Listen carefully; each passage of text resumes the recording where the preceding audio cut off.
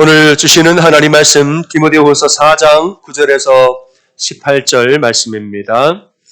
한 절씩 교독하겠습니다. 너는 어서 속히 내게로 오라. 데마는 이 세상을 사랑하여 나를 버리고 데살로니가로 갔고 그레스게는 갈라디아로 디도는 달마디아로 갔고 누가만 나와 함께 있느니라. 내가 올 때에 마가를 데리고 오라. 그가 나의 일에 유익하니라. 두기고는 에베소로 보내었노라. 내가 올 때에 내가 들어와 가보의 집에 둔 겉옷을 가지고 오고 또 책은 특별히 가죽 종이에 쓴 것을 가져오라. 구리 세공업자 알렉산더가 내게 해를 많이 입혔음에 주께서 그 행한 대로 그에게 갚으시리니 너도 그를 주의하라. 그가 우리 말을 심히 대적하였느니라. 내가 처음 변명할 때에 나와 함께 한 자가 하나도 없고 다 나를 버렸으나 그들에게 허물을 돌리지 않기를 원하노라. 주께서 내 곁에 서서 나에게 힘을 주심은 나로 말미암아 선포된 말씀이 온전히 전파되어 모든 이방인이 듣게 하려 하심이니 내가 사자의 입에서 건짐을 받았느니라. 주께서 나를 모든 악한 일에서 건져내시고 또 그의 천국에 들어가도록 구원하시리니 그에게 영광이 세세무궁토록 있을지어다. 아멘. 아멘. 오늘 디모데후서 4장의 후반부 말씀을 읽었습니다.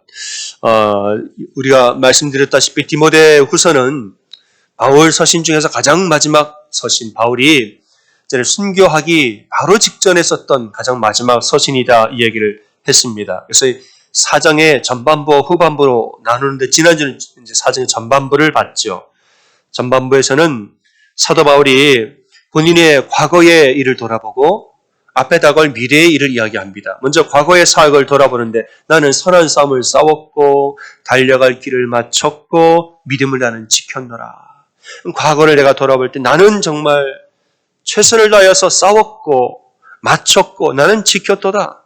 그리고 다가올 미래도 또 이야기합니다. 이미 나는 떠날 시각이 가까웠으니 이후로는 나를 위하여서 의의 면류관이 예비되었노라. 이제 나는 곧 죽을 것인데 죽음 이후에는 놀라운 영광이 나를 기다리고 있노라. 과거에 대해서 지금 죽음을 앞둔 사람이 과거에 대해서 자랑스러워하고 앞으로 올 미래의 영광을 소망하고 참이 사도 바울다운 그런 고백을 아주 멋있는 고백을 지금 하고 있는 거죠. 이제 오늘 읽었던 4장의 후반부, 오늘 후반부에는 이제 어떤 내용이 나오느냐? 오늘 후반부에는 바울의 현재 이야기를 하는데 여기에는 인간적인 연약함도 나옵니다. 과거의 삶을 또 미래의 영광을 할 때는 아주 강하게 선포하였으나 그럼 지금은 사도 바울의 감옥에서 죽음을 기다리는 자신의 처지를 볼 때에는 지금은 내가 지금 어떠하다. 속 이야기를 하는 부분이 나오는 거죠. 여러분 지금 바울의 마음은 현재 마음이 어떠한가? 바울은 춥고 외로워요. 간단히 말하면 죽음 앞에 서 있는 감옥의 노년의 시절의 바울은 춥고 외롭습니다. 9절에서 이렇게 말하죠. 디모데에게 너는 속히 내게로 오라 그랬어요. 빨리 좀 나에게로 오라. 데마는 세상을 사랑하여 나를 떠났고 그레스게와 디도도 떠났고 두기고는 내가 에베소로 보내었고 지금은 누가만 나와 함께 있느니라. 내가 사랑했던 세 명의 제자, 여러분 그 데마는 바울이 사랑했던 제자예요. 그레스게와 디도 다 바울이 의지하고 함께 고난을 받던 동역자들인 거죠. 근데 그들은 떠나버렸다. 왜 떠났느냐? 세상을 사랑하여. 세상을 사랑하니까 고난을 견디지 못하고 결국엔 다 떠나버렸단 말이에요. 그리고 내 옆에는 지금 누가만 한 명만 나와 함께 있느니라 말하죠. 여러분, 이 데마는 하나님보다 세상을 더 사랑했습니다. 하나님보다 세상을, 말하자면은 하나님을 예배한 줄 알았는데 알고 봤더니 마음으로는 계속 세상을 예배하고 있었던 사람이었던 거죠. 모든 사람은 영적인 존재이기 때문에 사람들은 필연적으로 본질적으로 무언가를 예배하고 사는 존재입니다. 어떤 사람 나는 무교입니다. 난 종교가 없어요 말하죠. 그건 본인이 본을 모르는 거예요. 모든 사람은 다 영적인 존재이므로 우리는 무언가를 다 예배하고 살고 있습니다. 예배가 뭐냐? worship이라는 단어. 이것은 합성어인데 가치라는 worth, 무엇에 돌리다 ascribe, worth와 ascribe를 합한 말이 worship이에요. 그럼 예배라는 것은 무엇이냐? 어떤 대상에게 가치를 돌리다라는 것이에요. 어떤 대상에게 소중한 가치를 그 대상에게 돌린다는 거예요. 말하자면 여러분, 내가 가장 사랑하는 것에 가장 소중한 가치를 돌리는 게 여러분 그건 다 예배입니다. 이제 돈을 사랑하는 사람, 나는 돈이 제일 좋아요. 그 사람 지금 돈을 예배하고 있는 거예요. 나는 운동을 제일 좋아해요. 여러분, 저는 2002년 월드컵 때 저는 광화문에 있었어요. 시청 앞에도 있었어요. 난리가 났습니다. 난리가 났어요. 평생 잊을 수 없는 저는 그 빨간 티셔츠를 입고 거기 있었다고요. 태극기를 둘러매고 뛰어다녔어요, 저도. 끝나고서는 이제 경기가 끝나고 난리가 났잖아요. 우리가 승리하고. 건널목에서 손만 이렇게 내밀고서 손 치고 갔어요. 모르는 사람 이게 노래를 부르고 그 현장에 저도 있었습니다. 그 순간만큼은 저도 죄송한 말이에요. 하나님보다 축구를 저도 예배했던 거죠. 전심을 다하여 정말 페널티킥을 놓치면 정말 주여. 그런 거죠. 자신을 사랑하는 사람은 나는 무교다 아니에요. 그 사람은 자기 자신을 예배하고 있는 것입니다. 하나님을 예배한다는 것은 뭐냐? 내가 다른 어떤 것보다도 하나님을 가장 사랑하여서 하나님께 나의 가장 중요한 가치를 드린다는 거예요. 그게 하나님을 예배한다는 것입니다. 근데 우리가 무엇을 예배하는가? 그 예배의 대상은 굉장히 중요해요. 왜냐? 우리는 내가 예배하는 그 대상을 닮아가기 때문에 그런 것입니다. 우리가 예배하면 예배로 끝나지 않아요. 우리는 예배하는 그 대상, 내가 가치를 돌리는 그 대상을 우리는 닮아가게 되어 있습니다. 돈을 예배하는 자는 점점 돈을 닮아가요. 모든 사고방식과 생활방식이 다 돈, 물질 중심으로. 쾌락을 사랑하는 사람 뭐든지 쾌락 중심으로 재미없으면 아무것도 안 해요. 재밌는 것만 찾아다니고 자극적인 걸 찾아다니죠. 자기 자신을 사랑하는 사람은 점점점 자기 중심으로 바뀌어갑니다. 다 내 중심이에요. 다 내 중심. 내 말이 다 맞는 거죠. 여러분, 대만은 이제 오늘 대마가 세상을 사랑하여 떠났더라. 대만은 몸으로는 주님을 섬기고 있으면서 속으로는 사실 세상을 예배하고 있었던 거예요. 세상을 더 사랑했다는 거 아닙니까? 그러니까 세상의 미련을 버리지를 못한 거죠. 마치 이것은 롯의 아내와도 같습니다. 천사가 와서 롯과 그 아내에게 너희 생명을 보존하기 위해서는 소활성으로 곧장 뛰어가야 한다. 이걸 머리로는 알고 있습니다. 우리가 살려면은 소활성으로 곧장 뛰어가라. 머리로는 알아요. 뛰어가는데 마음은 어디 있습니까? 롯의 아내가. 마음이 어디 있어요? 마음은 소돔성에 있는 거예요. 머리로는 소화를 위해 내 몸은 뛰어가고 있는데 마음은 소돔에다 미련을 버리지는 못하는 겁니다.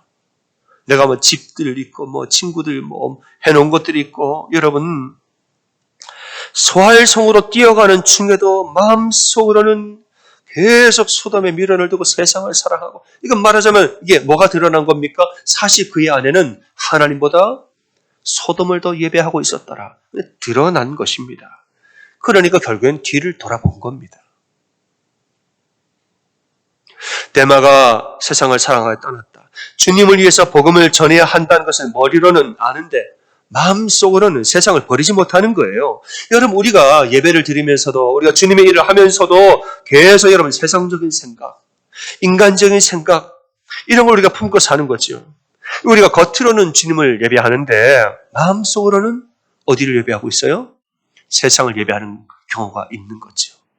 그러니까 고난이 오면 세상으로 떠나는 겁니다. 그가 세상을 예배하고 있었다는 사실이 드러나는 순간인 거죠. 세상을 예배하는 사람은 세상을 닮아가게 되어 있습니다. 하지만 여러분, 사도 바울은 우리 주 예수 그리스도를 세상의 그 어떤 것보다도 가장 사랑했습니다.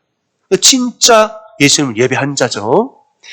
그가 바리새인이었을 때 그 혈통과 가문과 학문과 명예 이 모든 것을 다 해로 여기고 배설물처럼 내가 여기고 우리 주 예수 그리스도를 아는 지식이 가장 고상하더라. 정말 주님에게 가장 큰 가치를 돌리고 그분을 가장 사랑하고 정말 그분을 예배하면서 복음을 위해 살았다는 거예요. 그 결과가 무엇인가? 바울이 예수님을 점점 닮아갑니다. 바울이 예수님을 굉장히 많이 닮아가요. 제가 이따 그 얘기를 할 겁니다. 먼저 13절 이후를 보겠습니다. 내가 올 때 드로아 가보의 집에서 나의 겉옷을 가지고 오고 가죽 종이에 쓴 책을 가지고 오라. 겨울이 다가오면 추우니까 감옥은 추워요. 노년의 나이에. 겉옷을 좀 갖다 달라. 그리고 가죽 종이에 쓴 책을 가지고 오라. 이게 성경책입니다. 올 때 성경책을 그러니까 드로아의 가보의 집에 놔뒀던 내 성경책을 좀 가지고 와달라는 거예요. 여러분, 말씀이 우리에게 주는 힘이 있는 것이죠. 감옥에 있는 사람에게 말씀의 힘은 대단한 것이에요. 16세기에 라틴어 성경을 영어로 번역하다가 화형을 당했던 윌리엄 틴들이라는 사람이 있습니다. 당시 로마 교양청에서는 라틴 사용하지 않은 죽은 글자인데 이건 사제들밖에 안 배워요. 그러니까 성경은 사제들만 보라 이거예요. 근데 이 라틴어 성경을 영어로 번역한다? 번역은 반역이다. 번역한 사람을 처형을 했습니다. 이 사람을 감옥에 갇혀서 이제 죽음을 기다리고 있는데 편지를 씁니다. 편지의 내용이 뭐냐? 바울과 거의 비슷해요. 이런 말을 하죠. 내가 고통스러울 정도로 추우니 따뜻한 모자와 옷을 좀 보내주십시오. 그리고 올 때 성경을 꼭 좀 보내주십시오. 이렇게 얘기를 해요. 너무너무 추우니까 머리가 아프도록 춥다 그랬어요. 모자를 좀 갖다 주고 옷을 좀 갖다 주고 그리고 성경을 꼭 좀 갖다 달라고. 이 죽음에 대한 두려움을 말씀으로 이기는 것입니다. 오늘날도 마찬가지죠, 여러분. 감옥에 있는 사람들에게 우리가 성경은 집에 다 있지만은 감옥에 가면요, 여러분 성경 되게 중요해요. 말씀으로 힘을 얻는 사람 얼마나 많은지 몰라요. 이런 두려움과 초조함을 말씀으로 이기는 것이에요. 지금 바울은 그 안에 있는 두려움을 말씀으로 계속 이기고 승리하려고 무척 지금 노력을 하는 것입니다. 14절 이후에서 고난받았던 이야기를 하죠. 구리 세공업자 알렉산더가 내게 해를 많이 입혔으므로 주께서 그 행한 대로 갚으시리라 이랬어요. 근데 해를 많이 입혔으므로 이 알렉산더라는 사람이 바울을 무척 힘들게 했다는 거예요. 무척 굉장히 바울을 힘들게 했어요. 그런데 그를 원망하지 않고 주께서 갚으시리라. 원수 갚는 것을 주님께 그냥 올려드리고 있죠. 16절입니다. 내가 처음 변명할 때에 나와 함께한 자가 하나도 없었고 다 나를 버렸지만 나는 그들에게 허물을 돌리기 원치 아니하노라 이랬어요. 그러니까 처음 변명할 때 이것은 여러분 첫 번째 재판을 의미하는 것이에요. 로마에서 재판을 받을 때 여러분 로마 교회에 성도들이 많죠. 바울이 전도한 사람도 있고 로마 교회에 성도들이 많습니다. 근데 바울이 첫 번째 재판을 하는데 바울 곁에 있던 사람 아무도 없어 다 바울을 모른 채 버렸어요.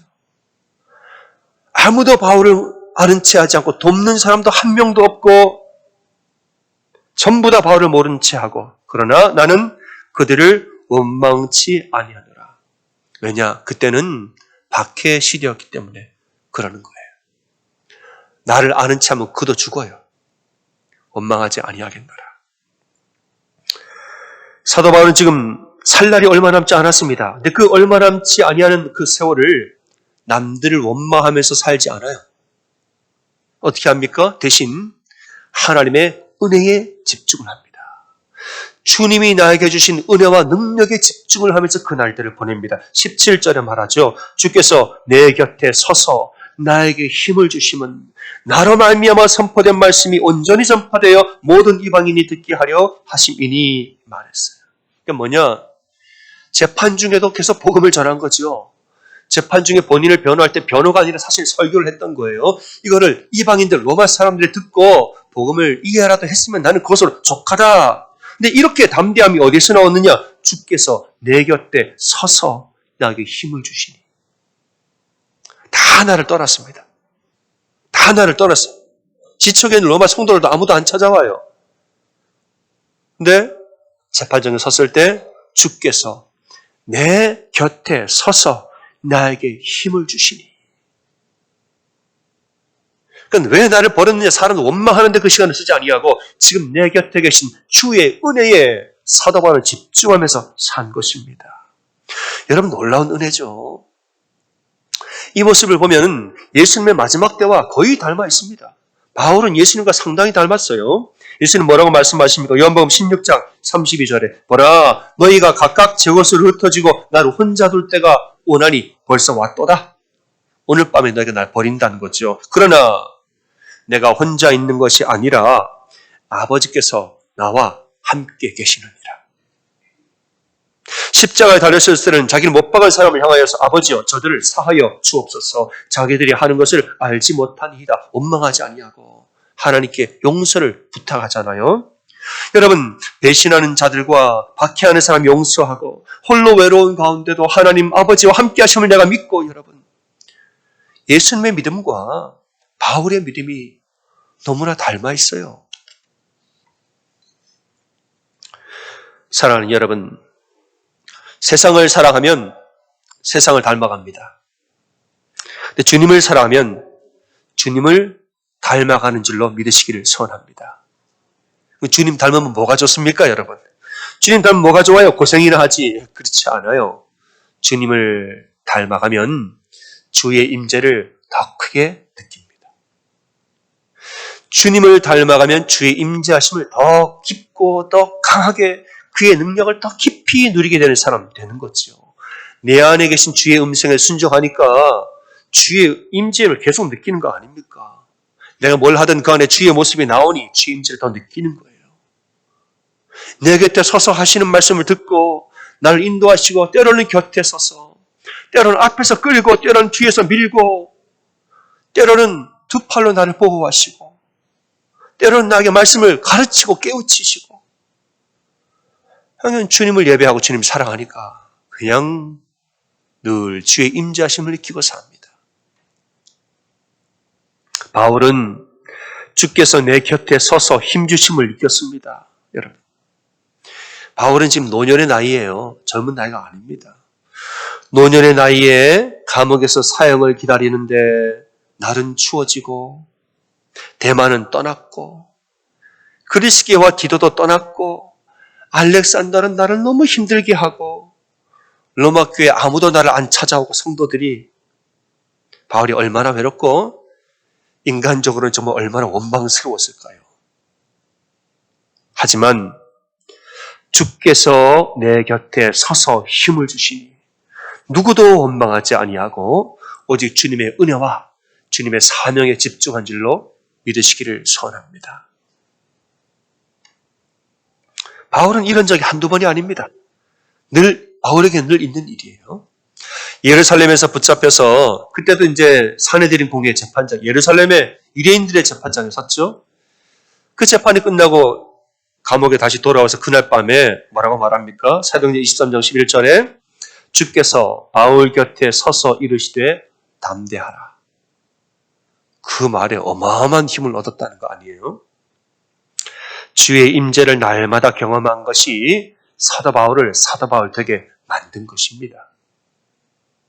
바울이 전한 복음은 뭐냐? 예수 그리스도의 오심과 죽으심과 부활하심과 승천하심. 이게 바울이 전한 복음의 핵심이죠. 근데 이 모든 복음 안에는 하나님의 임재하심이 아주 강하게 나타납니다. 이전에는 하나님을 눈으로 본 자가 없으되 주의 오심으로, 육신의 몸으로 오심으로 하나님의 임재를 내 눈으로 보게 됐죠. 우리를 위해 죽으심으로 우리를 얼마나 사랑하시는지를 보게 됐죠. 그리고 부활하심으로 하나님의 불멸하심을 우리가 두 눈으로 목도하게 됐습니다. 그 승천하심으로는 온 세상에 편만이 거하심과 영원하심을 확증한 사건이 된 것이죠. 그러니까 우리는 예수 그리스도를 통하여서 하나님의 임재하심을 보게 된다는 거예요. 그럼 승천하신 다음은 어떻게 됩니까? 이제 이 땅에 계실 때 눈에 보였죠. 승천하신다면 내 눈에는 안 보여요. 그럼 어떻게 됩니까? 괜찮아요. 승천하신 다음에는 내 눈에는 안 보여도 보혜사 성령을 우리에게 내려주사 우리와 성령이 늘 함께하게 하신다는 거예요. 어떤 사람은 말합니다. 예수님이 내 눈에 어쨌든 보여야지, 보여야 내가 믿지 라고 말하는 사람이 있어요. 여러분, 예수님 이 땅에 계시는 것보다 승천하신 우리에겐 더 큰 복이에요. 왜냐? 성령님이 오셨잖아요. 예전에는 예수님이 내 옆에 계셔야 임재를 느꼈습니다. 그리고 이제는 성령님을 통하여서 내가 언제 어디서 뭘 하든 간에 성령을 통해서 언제나 주의 임재하심을 느끼고 사는 줄로 믿으시기를 소원합니다. 성령을 통해 우리는 뭘 하든 간에 직장에서든 가정에서든 저 멀리 바다 끝에 가서 거해도 흑암 가운데 거해도 빛 가운데 거해도 성령을 통해서 주의 임재를 우리는 늘 느끼는 거예요. 더 감사한 일이죠. 사랑하는 여러분, 주님이 지금 어디서 뭐 하십니까? 제 이야기를 우리 교회에서 너무 많이 해서 아마 다 아시리라 생각해요. 주님이 지금 어디서 뭘 하십니까? 내 안에서 살아 역사하십니다. 아멘. 이거 좀 외우셔야 돼요. 제가 여쭤보겠습니다. 주님이, 제가 먼저 물어볼 거예요. 물어보면 대답하시고. 주님 지금 어디서 뭐 하십니까? 내 안에서 살아 역사하십니다. 아멘. 그 엽 느끼십니까? 눈에 안 보이는데 어떻게 아세요? 성령의 임재를 통해 아는 거예요. 우리의 가정과 직장 안에서 우리가 활동하고 움직이는 모든 시간과 공간 안에서 어떤 육체가 안 보이는데 어떻게 임재하세요? 하나님은, 주님은 신이시라 그분의 방법대로 존재하시는 거예요. 공기도 주님 만드셨고 산소도 탄소도 수소도 다 주님 만드셨어요. 주님 원하시는 방법으로 만드신 이 창조 세계 아래서 존재하시는 거예요. 여러분, 내 눈에 안 보여도 우리 주님 분명코 살아계시고 우리와 함께 계신 우리는 믿습니다. 저희 부부가 결혼식을 할 때, 결혼할 때 이제 비디오를 찍어준 친구가 있습니다. 그 친구 참 잘해요. 전공자기도 하고. 저희가 찍어드릴게요. 아유, 참 고맙다. 찍었어요. 모든 사람들의 축하메, 이제 하객이 많이 왔습니다. 그 아주 인사 축하 메시지를 다 찍었어요. 우리 송치주 집사님도 그 영상에 한번 찍혔을 거예요. 제 결혼식에. 윤솔 집사님도 제 결혼식 같이 있었거든요. 그 인사만 했으면 아마 찍혔을 겁니다. 있을 거예요. 같은 청년들이었기 때문에. 예배를 이제 하고, 또 이제 우리는 목사님이 결혼식이 아니라 결혼 예배로 드리자 해서 얼마나 은혜롭게 했는지 몰라요. 결혼 예배, 이건 예배이므로 예배 시간이 되면은 1층에서 밥 드시는 분 식당 클로즈하고 다 올라오세요. 다 예배당에 모여가지고 꽉 찬 가운데서 예배를 정말 은혜로 드렸습니다. 얼마나 은혜를 받았는지 몰라요. 그 예배가 끝났는데 어느 분이 찾아오셔가지고 전사님, 아까 예배를 드리는데 천군 천사가 우리 가운데 가득하게 임재하는 게 느껴져요. 저와 제 아내도 똑같이 느꼈거든요. 저희도 그렇게 느꼈어요. 확신해요. 아주 은혜로웠어요. 이제 결혼 예배가 다 끝나서 신혼여행도 갔다 왔어요. 그럼 이제 우리가 뭐를 받아야 됩니까? 이제 그 촬영한 영상을 이제 받아야 되잖아요. 뭐 CD를 구워주든지 뭐 영상을 받아야 되는데 어떻게 다 됐니? 그랬더니 다음 장 미뤄요. 좀 이따가 또 물어보는데 자꾸 다음에래요. 시간이 꽤 지났는데. 그래서 가만히 보니까 말 못할 어떤 사정이 있는 것 같습니다. 그러니까 당사자는 오죽 답답할까? 이제 물어보진 않았어요. 근데 이제 제가 세월이 흘러서 그 교회를 제가 사임하고 담임 목회를 나갈 때가 됐습니다. 교회를 이제 떠나야 되는데 그걸 못 받았어요, 아직까지. 우린 그걸 얼마나 중요합니까, 여러분? 근데 제 아내가 그러는 거예요. 여보, 떠나기 전에 마지막으로 한 번만 더 물어볼까? 제가 가만히 생각하다가 됐어, 말하지 말자. 괜찮아. 영상 필요 없어. 나는 우리가 결혼하는 그 시간과 장소에 천군 전사 하나님의 임재가 가득했다고 나는 확신해. 영상 볼 필요 없어. 우리 영상 없는 대신에 은혜만 간직하자. 그리고 아무 말 안 하고 와서 우린 지금도 영상이 없어요. 사진만 좀 있지. 여러분, 주의 임재는 카메라에 찍히지 않습니다. 그죠? 하지만 분명히 존재하십니다. 성령의 역사하심은 내 눈에 보이지 않습니다. 그러나 분명히 존재합니다. 이 말을 하면 우리 교회도 앞으로 사진 찍지 말자. 찍으세요. 영상도 찍으시고, 요즘에 이게 기술이 좋아가지고 얼마나 더 받는 경우가 많아요, 은혜를. 그전 제가 이제 성령의 역사를 얘기하려고 하는 것이지 찍지 말자는 얘기는 아니에요.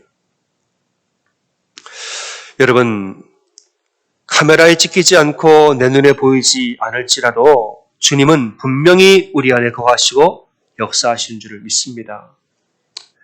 때로는 곁에서 나를 지키시고, 때로는 내 안에 활동하시고, 때로는 앞에서 이끄시고, 뒤에서 밀어주시고, 득팔로 보호하시고, 때로는 말씀으로 깨닫게 하시고, 바른 길로 인도하시고, 우리 안에 살아서 여기저기 우리의 생각을 주관하시고, 마음을 주관하시고, 보는 것과 먹는 것과 듣는 것을, 말하는 것을 주관하시고, 성령님이 우리의 영혼력을 다 돌아다니면서 활동하고 우리를 인도하시는 거예요. 여러분, 이러한 주의 임재를 사모하는 여러분이 되시기를 소원합니다. 지난번 임원교육에서 하나님과 사람에게 사랑받는 교회의 12가지 특징, 웨인 코데이로 목사님 책을 나눴어요. 참 사랑받는, 이제 그 교회, 그 책의 표현에 매력적인 교회라고 그랬죠. 매력적인 교회 12가지 특징 중에 첫 번째 특징이 뭔지 기억하십니까? 하나님의 임재에 굶주린 교회였어요. 아주 사랑받는 교회의 첫 번째 특징은 뭐냐? 하나님의 임재에 굶주림이 있는 교회라고 했어요. 굶주림이라는 것은 하나님이 이미 옆에 계시더라도 그 임재를 더 깊이 느끼기를 원하는 것, 이게 굶주림이라고 그랬어요. 이미 임재를 느끼죠. 근데 그것을 안 돼, 더 깊이 느끼고 싶어요. 성령의 잔잔한 은혜 알죠? 그냥 더 뜨겁고 더 깊은 은혜를 사모하는 거예요. 이게 바로 굶주림이라는 것이죠. 여러분, 하나님이 내 마음을 터치하시고 나에게 은혜 주시지만은, 여러분 바닷가에 가서 바닷가에 놀러 갔을 때 파도에다가 발을 담가보세요. 시원합니까? 안 시원합니까? 시원하죠, 그죠? 이 바닷물은 하나님 은혜, 아주 한없는 하나님 은혜. 바닷가 가서 발목만 담가도 시원해요. 아우, 여기 바닷가 오길 잘했다. 그 집에 가는 거예요. 여기 바다를 다 본 것입니까? 더 있어요, 은혜는. 안에 들어가서 무릎에 잠기고 허리가 잠기고 헤엄쳐서 수영해 가면은 바다의 심오함이 더 있단 말이에요.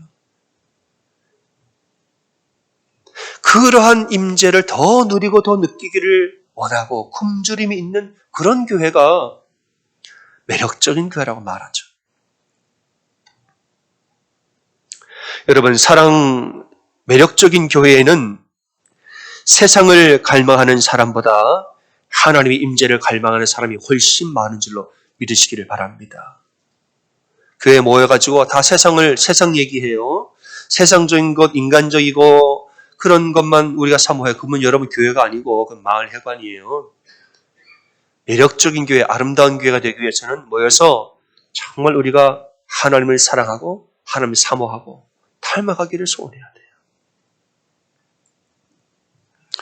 이번 주 금요일부터 이제 주일까지 부흥회가 있습니다. 부흥회를 통해서 하나님의 임재를 더 깊이 누리는 은혜가 있기를 소원합니다.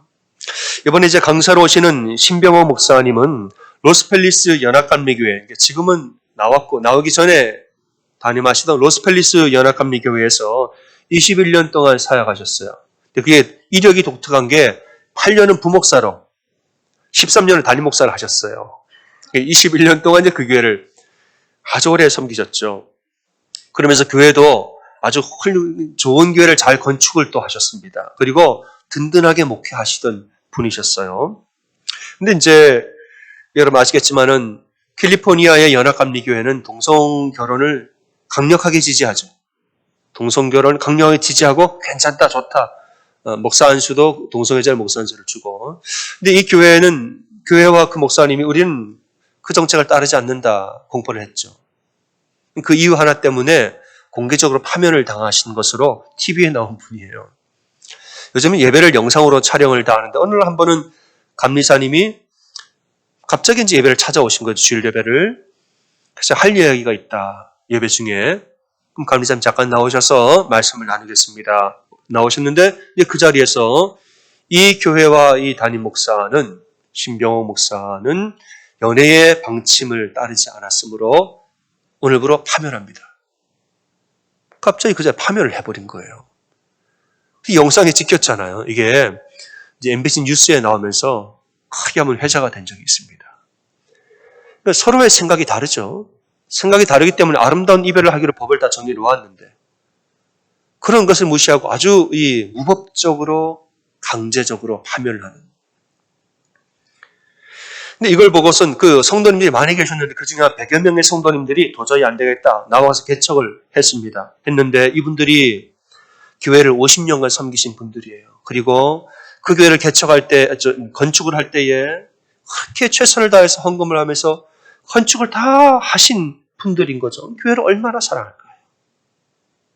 얼마나 자신의 인생에 녹아있는 그런 교회인 건데 그걸 다 놓고서는 나와서 상가의 건물에서 방 하나 얻어서 개척을 한 거죠. 100여 명의 성도님들이. 목사님 이분들을 예배드리는 걸 성도님들 바라보는데 눈물이 흘러가지고 지난 5월 달에 연회에서 한미연회에서 그 얘기를 하시는 거예요. 캘리포니아의 그 무더운 그 날씨에 에어컨도 없는 공간에서 다닥다닥 의자를 놓고 붙어 앉아서 평생을 그 교회를 사랑하고 섬기다 분이 지금 나와서 이렇게 고생하면서 예배를 드리는 모습을 볼 때에 목사님이 너무너무 눈물이 나와가지고 나야 목사니까 그렇지만은 성도님들 인생을 자녀들이 다 거기 한 걸 내려놓고서 나와서 초고생을 하는 걸 보고 눈물이 막 나왔다고 그러시는 거예요. 여러분 세상을 사랑하지 않고 하나님 한 분만을 위하여서 고생을 마다하지 않고 고난의 광야로 나아가는 그분들의 이 신앙과 마음이 우리에게도 좀 전해지기를 소원합니다. 예배의 환경은 열악해졌는데 은혜는 갑자기 됐대요. 은혜는 더 하나님께 더 임하게 된 거예요. 사랑하는 여러분, 세상을 사랑하면 세상을 닮아가고 하나님을 사랑하면 하나님을 닮아갑니다.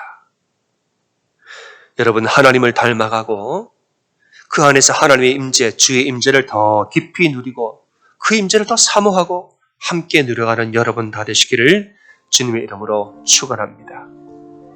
아멘.